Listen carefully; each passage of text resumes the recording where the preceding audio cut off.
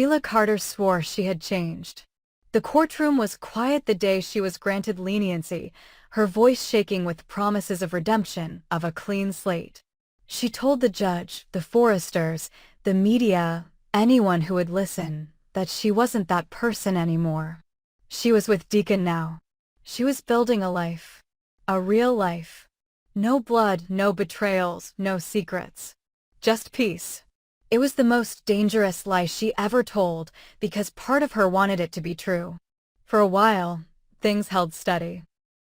Deacon stood by her, even when everyone around him warned that she was a ticking time bomb. Hope kept her distance. Finn wanted nothing to do with her. Steffi issued ultimatums. And Ridge, ever watchful, never dropped his guard.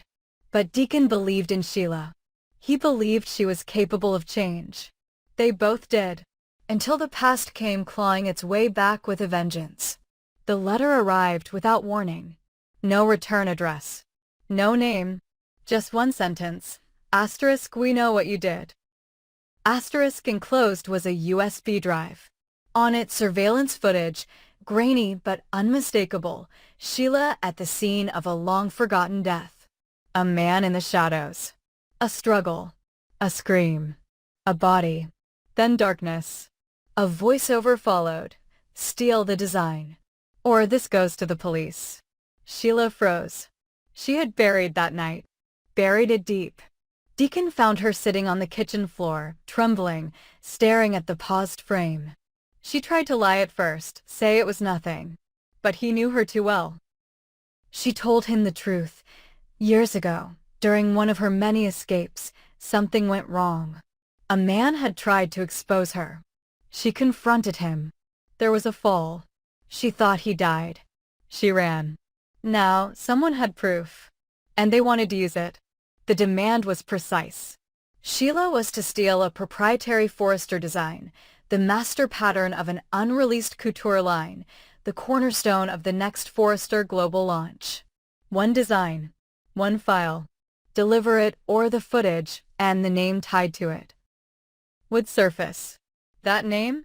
Deacon Sharp. The blackmailer had manipulated the footage to suggest Deacon helped cover it up. The only way to protect him was to comply. Sheila begged Deacon to let her handle it alone. He refused. We're in this together, he said. If I go down, I go down for you. It was supposed to be romantic. But it only made things worse. Because now, Deacon was part of it, too. Late at night, Sheila slipped into the Forrester design studio. She knew the codes. Old habits die hard. The sketch vault was heavily protected, but she bypassed it with a mix of remembered protocol and technical improvisation. She had the file in hand when the door slammed open. Steffi Forrester, flanked by Ridge. The room exploded. Steffi lunged. Ridge yelled. Sheila tried to lie. Then she tried to spin. But it didn't matter. The truth was undeniable. She was caught red-handed stealing from the company. Ridge grabbed the file, while Steffi called security. That's when Deacon arrived, out of breath, frantic. He told them to stop. He said it was his fault. That he convinced Sheila to do it. That the whole thing was his idea. Ridge didn't believe him. Steffi didn't care. You're both finished, she snapped. You don't get a second chance when you try to destroy this family again. The police were on their way. But Sheila begged, just give her 10 minutes. 10 minutes and she would explain everything. They gave her 5. Sheila told them about the blackmail. About the footage. About the supposed death. Ridge was skeptical. Steffi didn't buy it. Until Sheila said the name of the man she thought had died. And that name cracked everything open. Luna. It didn't make sense. Luna was supposed to be dead. Years ago, a tragic accident, one that was quietly swept under the rug. No body ever recovered. Just a story. A rumor. An absence. But the more Sheila described the voice, the pressure, the threats, the more the pieces started falling into place. Later that night, Deacon confronted the blackmailer. He had tracked the IP address to a rundown office building on the edge of downtown. He went alone. Inside, the lights flickered. The smell of mold and decay lingered. And in the center of the room, standing by a wall of screens, was the one person they never expected to see again. Luna. Alive. Changed. Her eyes were cold. Her voice calm. She wasn't angry. She was calculating. She told Deacon and Sheila that she had faked her death years ago, after being nearly killed during an altercation involving Sheila. She had watched from the shadows as everyone moved on. And then, she realized something. She could control the chaos now. With a few edits, a few well-placed threats, she could own Sheila, own Deacon, and bring the Forresters to their knees.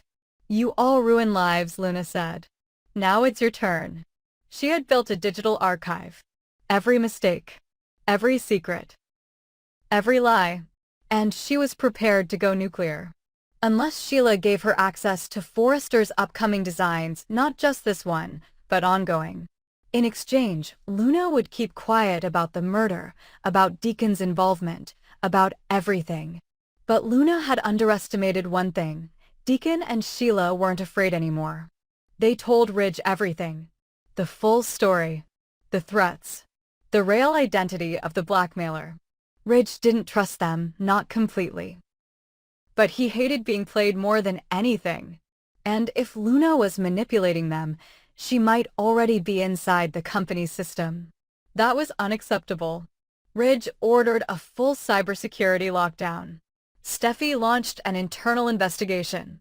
Eric demanded to know who was leaking sketches, who was accessing old files. Luna's name didn't come up yet. But the tension inside Forrester Creations hit a boiling point. Hope struggled to understand why Deacon would protect Sheila again. Brooke was furious. Finn was caught in the middle. He didn't know how to process the idea that Luna, someone he'd once believed gone forever, was now a threat walking among them.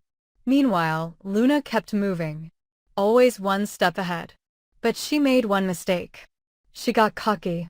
She tried to extort Steffi directly, anonymously, using a voice modulator and a burner email. But Steffi's security team traced the signal. It wasn't proof, not yet. But it was enough. The next confrontation will be explosive.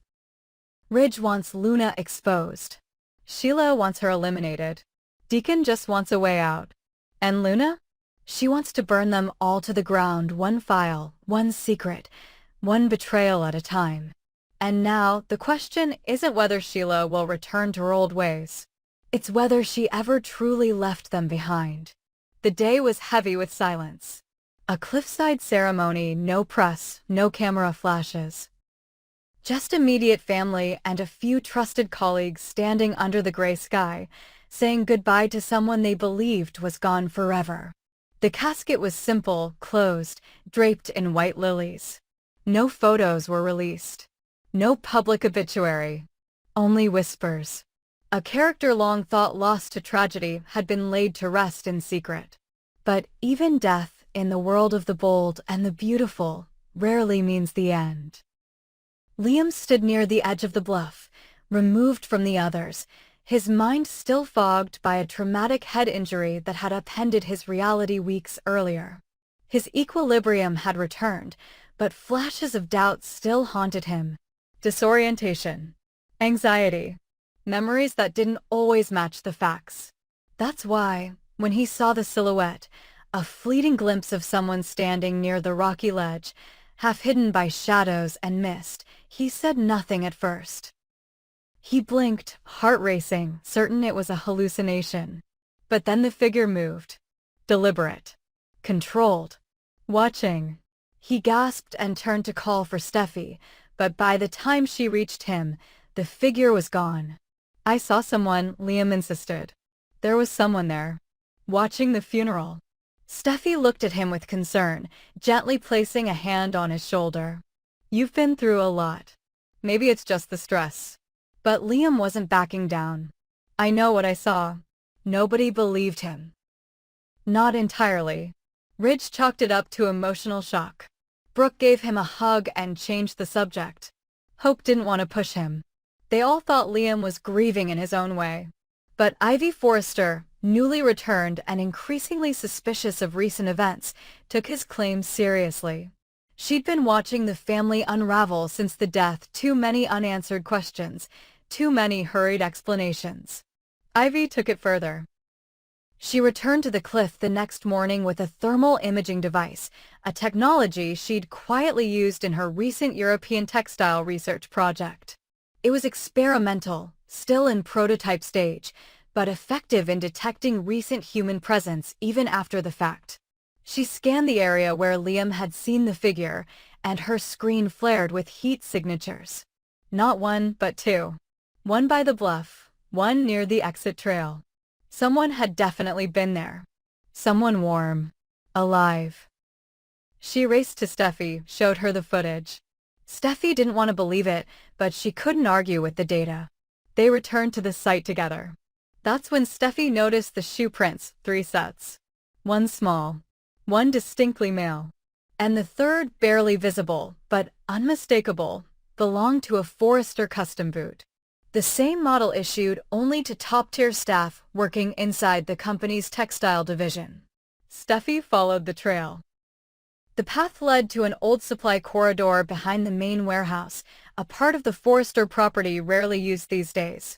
And then more prints, leading directly to the private vault where prototype fabrics were stored. A place few had access to.